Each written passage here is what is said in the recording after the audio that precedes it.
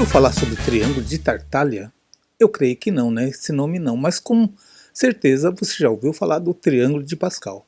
Então é sobre esse assunto que nós vamos tratar nesta aula de hoje.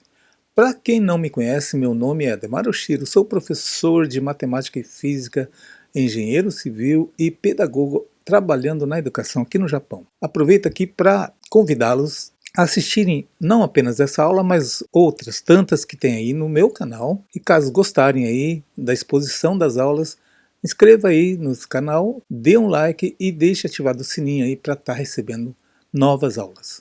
Ok? Vamos então à aula de hoje. Muito bem, nessa aula de hoje nós vamos tratar sobre o Triângulo de Pascal desde o princípio, tá? Desde sua formação e suas diversas propriedades, ok? Antes de falarmos sobre o triângulo propriamente dito, lembrar sempre da definição de um número binomial. O que é um número binomial? É um número colocado dessa forma aqui, onde a parte superior é a ordem e a parte inferior é a classe. Então, sempre falamos n sobre k, onde a resolução é formada por essa fração aqui, n fatorial, que é o primeiro aqui, depois k fatorial e multiplicado pela diferença entre n e o k, sempre considerando n maior ou igual a k. Para facilitar a memorização, vamos pensar o seguinte, vamos pensar que o n, que é a ordem, vamos associar sempre a linha. E a classe k, vamos associar sempre, eu vou escrever aqui, ó, coluna com k. É claro que em português não existe, mas eu só para facilitar a memorização, tá? Então k de coluna e lógico, n seria a linha. O que seria então na tabela a linha e a coluna? Então a linha é sempre no sentido horizontal aqui, tá certo? Começamos sempre com a linha 0. Então essa parte superior, ou digamos aí, entre aspas, aí, o numerador, será sempre o número da linha. Então, começando sempre linha 0, linha 1, linha 2 e assim por diante até a linha n. O n representa um número qualquer onde você quer chegar num determinado exercício, claro. E o K será sempre a coluna. A coluna também sempre começando pelo 0 aqui, nessa primeira coluna aqui do lado esquerdo, tá? E assim por diante, a coluna 0, coluna 1. Então veja que todo denominador, entre aspas, representa o número da coluna, tá? Então se estiver lá 4, 10, você está na linha 4 e 10ª coluna, sempre partindo do 0, ok? Ao formar esse triângulo, você percebe que é um triângulo do tipo triângulo retângulo, não é isso? Olha só de olhar a disposição aqui, você veja que representa tipo um triângulo retângulo, onde a hipotenusa será sempre formado pelos últimos números binomiais de cada linha, ok?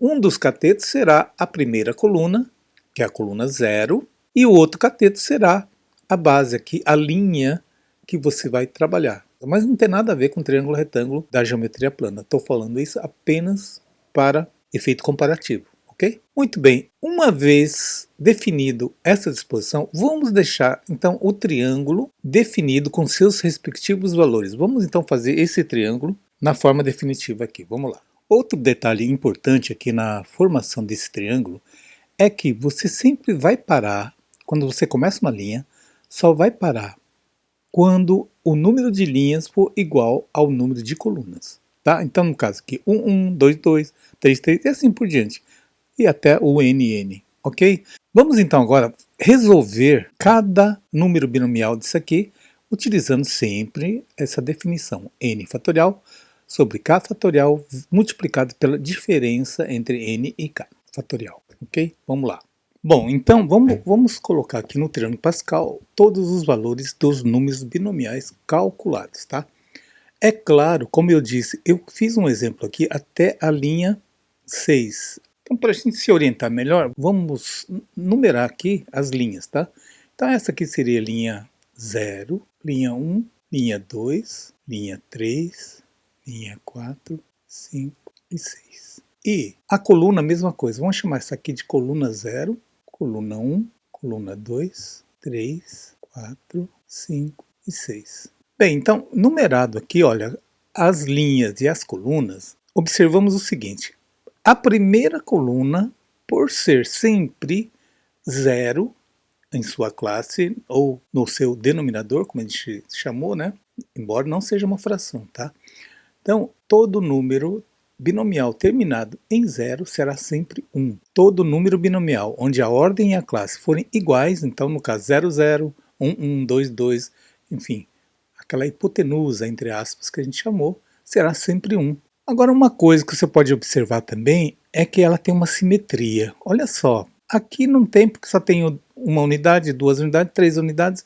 Aqui você viu que as duas unidades aqui do extremo são simétricos, tá? E aqui no meio apareceu esse 2 aqui. Aqui a mesma coisa, 1, 1, 3, 3. Agora, a partir da quarta linha aqui, olha só o que acontece. Os dois extremos aqui são simétricos e outros dois aqui também são, 4 e 4. Aqui, 1 e 1, 5 e 5, 10 e 10. 1 e 1, 6 e 6, 15 e 15. Como é ímpar, ficou só o 20 aqui no meio. Enfim, você viu que tem uma simetria. Coincidência? Não, não é uma coincidência, vai ser uma propriedade, tá? Agora, vocês podem brincar com colegas que ainda não sabem montar o triângulo e mostrarem toda a sua sabedoria fazendo o seguinte cálculo. Olha só, gente, como é que eu calculo o triângulo sem precisar calcular nenhum número binomial? Por exemplo, aqui, a linha 1. A linha 1 diz o seguinte, se você pegar a linha 1, somar 1 mais 1, 2. Logo abaixo aqui. 1 mais 2, 3. 2 mais 1, 3. Olha, pega qualquer exemplo aqui, ó. 6 mais 4, 10. 4 mais 6, 10. 5 mais 10, 15. Ou seja, você consegue montar isso aqui brincando, tá?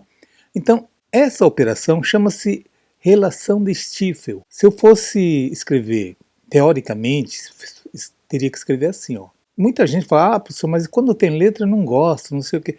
Mas é preciso que você entenda, porque a maioria dos exercícios vão ser apresentados em forma de letras, N e K, tá? Então, para você entender melhor essa nomenclatura aqui, vamos começar de trás para frente. Eu peguei um exemplo aqui, o N e o K, como se fosse 5 e 2. Então o N vale 5 e o K vale 2. Esse é um resultado de uma soma que originou de quem? Originou desse número binomial mais esse número binomial. Ora, se aqui é 5 e aqui é 2, 5 menos 1 dá 4, 2 menos 1 dá 1. Ou seja, 4, 1. 4, 1 tá aqui. Continua 4, porque é n menos 1, então 4. E o K, quanto vale meu K? 2, então K vale 2, 4, 2. Eu somei essas duas linhas e resultou isso aqui. Quem é esse cara aqui? Quem é o 4,1? 4,1 não é 4, resultado, resolvendo, mais quanto? Mais 6, que deu igual a 10. Tá? Então, para você calcular qualquer posição aqui, basta você somar esses dois de cima. Por exemplo, se eu quero saber de onde saiu esse 5, basta somar logo o número acima dele com o anterior. 4 mais 1, 5. Tá? 6 é 1 mais 5. 20 é resultado de 10 mais 10 e assim por diante. Então vocês viram que essa relação de Stiefel, embora tenha uma nomenclatura meio estranha, mas é muito prático de resolver. Ok? Entenderam isso aqui? Tranquilo? Então vamos fazer um exercício aqui sobre essa relação aqui. Vamos lá. Então, para fixar o conceito sobre a relação de Stiefel, né, que é a nossa primeira propriedade, vamos resolver esse exemplo aqui, esse exercício, para vocês fixarem. Olha só, o exercício diz, calcule a soma do binomial 17 sobre 14 mais 17 sobre 15 mais 18 sobre 16. Bem, uma das coisas que você pode perceber, né, nesse exercício é o seguinte, você viu que aqui tem dois números binomiais na mesma linha, que é a linha 17, e em colunas consecutivas aqui, 14 e 15. Tá? Então dá para eu perceber aqui uma propriedade que vocês já sacaram. Ele está na linha 17. É claro que eu não montei aqui esse triângulo até a linha 17, mas vamos pegar um exemplo aqui em cima, só para você ter uma ideia. 17, 14 e 17, 15. Significa que são dois números binomiais em sequência. Por exemplo, isso aqui não é 4, 1 e 4, 2? Isso aqui é a mesma coisa como se fosse 17, 14 e 17, 15. Vamos pegar um exemplo aqui, por exemplo, 3, 2, 3, 3. Não é a mesma linha em colunas subsequentes aqui? É a mesma coisa aqui. Então, eu aplico essa propriedade, olha só. esse cara aqui mais aqui não vai resultar isso aqui, conforme a gente viu anteriormente aqui no exemplo? Então, a relação de Stifel me permite dizer que 17/14 sobre 14 mais 17 sobre 15 é o mesmo que 18 sobre 15. Perceberam? Tá? Entenderam, né, gente? Isso aqui. Então, quando eu tenho na mesma linha e em duas colunas consecutivas, o resultado vai ser a próxima linha sobre o último número binomial aqui. Então, por exemplo, aqui, ó, 3, 1 e 3, 2 dá 4, 2, se eu somar esses dois aqui. Se eu somar esses dois aqui, ó, vai me dar, a linha de baixo seria o 5, 2. E assim por diante, tá? Então, esse cara aqui resultou nisso daqui. Agora, observem que eu recaí na mesma condição anterior agora, olha só. Eu tenho dois números binomiais na mesma linha em colunas sequenciais aqui, ó, 15 e 16. Ora, se eu somar esses dois aqui, vocês já sacaram que vai dar o quê?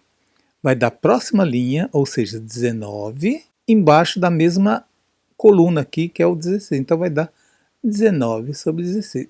Então, olha só, a soma desses três números binomiais resulta nesse número binomial 19 sobre 16. Agora, resultou num único número binomial, você resolve ele. Como é que eu resolvo o número binomial? Primeiro, o fatorial do número de cima, do numerador, entre aspas, sobre o 16 fatorial, que é a classe, né?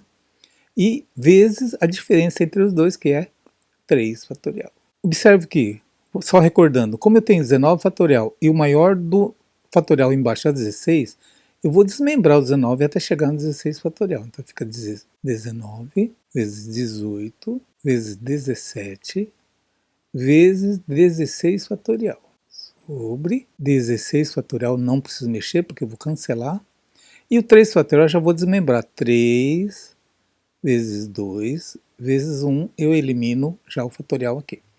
Claro que esse 16 fatorial eu corto com o 16 fatorial. O 3 eu posso simplificar com o 18. Então, por 3 vai dar 1, por 18 vai dar 6. Ainda mais uma vez, o 2 eu consigo simplificar com o 6. Então vai dar 1 aqui, 3 aqui, certo? Então, vamos limpar aqui. Embaixo você viu que todo mundo virou 1 aqui, então não tem mais dificuldade. Então ficou 19 vezes 3 vezes 17, que vai dar quanto? Então, fazendo esse cálculo aqui, resulta em 969. Ok? Então, a soma desses três números binomiais resulta em 969. Bem, pessoal, esperando aí que vocês tenham entendido essa primeira aula sobre o triângulo de Pascal. Se restou alguma dúvida, escrevam aí nos comentários que eu vou estar explicando individualmente aí a dúvida de todos, ok? Um grande abraço a todos, até a próxima aula, gente. Tchau.